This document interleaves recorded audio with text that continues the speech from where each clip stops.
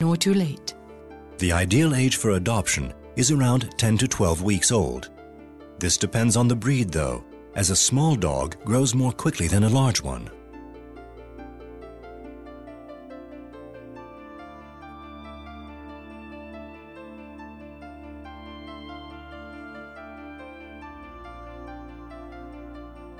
Generally speaking, you should avoid removing a puppy if he has just been weaned. Before the age of 9 weeks, he's still not yet fully familiar with the language of his species. You should also avoid waiting too long. After 4 months, it can be very difficult for the dog to adapt to new surroundings, which differ from those that he's previously known. On the other hand, if the puppy has had plenty of opportunities to learn and to develop new contacts, there is no hurry to separate him from his mother.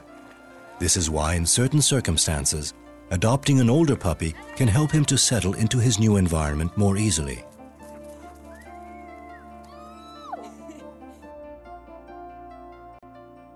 The big day has finally arrived. The family can't wait to choose their new puppy. But among the hundreds of breeds and characters to select from, how do you make the right choice? They're all so cute and attractive.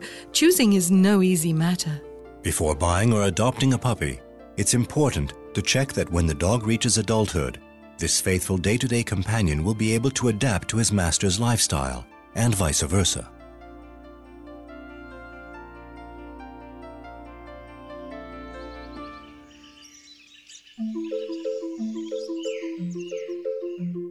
When it comes to choosing your puppy, don't be in a hurry, as you may make the wrong choice.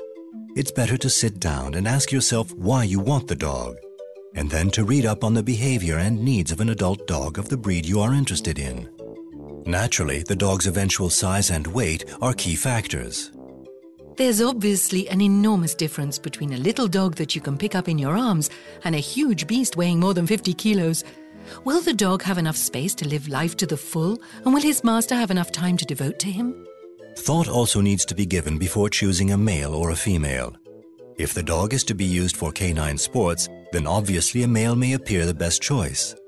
If you're looking for a dog with a strong character but you are not an experienced trainer, it's better to choose a female, as bitches are generally less dominant and more docile. You also need to take into account the presence of any other dog or bitch already in the home.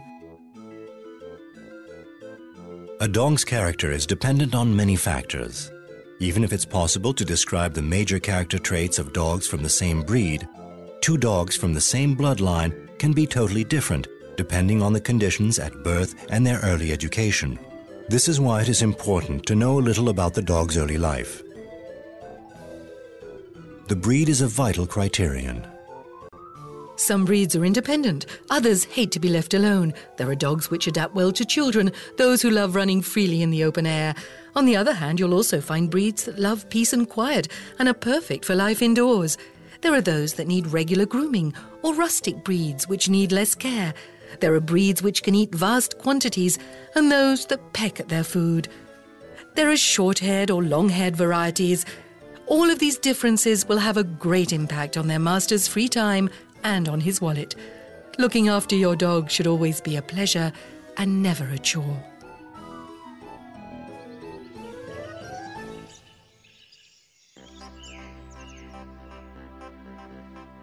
Regardless of the breed, every dog is an individual with its own particular character. They can be sporty or affectionate, docile or dominant, calm or overflowing with energy.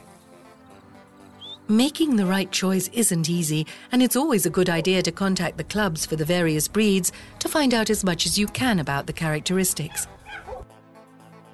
When it comes to a puppy's personality, there are certain clues to look out for when studying the litter.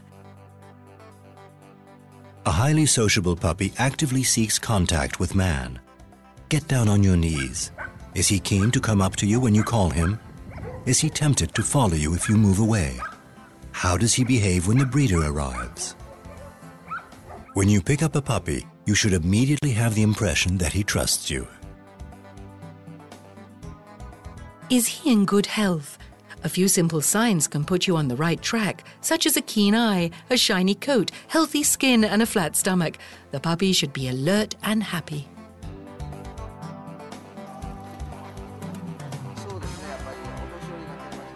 Be sure to have a serious discussion with the person selling the dog. Is he in a hurry? This could be a bad sign.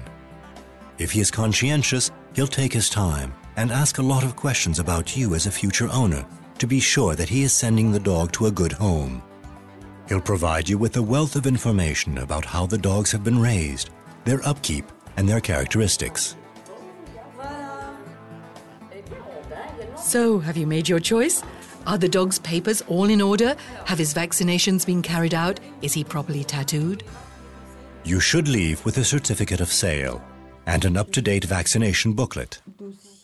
If it's a pedigree dog, the vendor will also supply you with a document confirming that you will shortly receive the birth certificate and, in many countries, the identification card in the National Canine Database.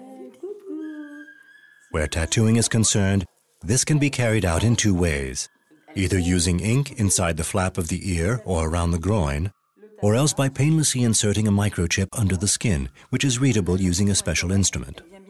All that remains now is to choose a name for your new family member and to show him his new home.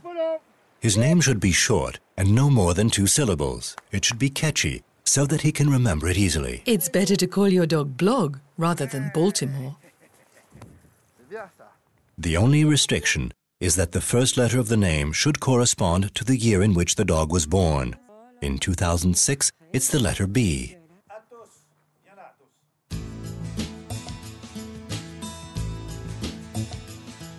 A puppy is a little ball of pure tenderness. During his first months, every moment is special. Everything provides an excuse to play and an opportunity for discovery. The fun and joy shared between the puppy and his new family can clearly be seen. As the dog grows, a strong relationship develops, which will last on average between 10 and 15 years. For this to happen, mutual respect is very important.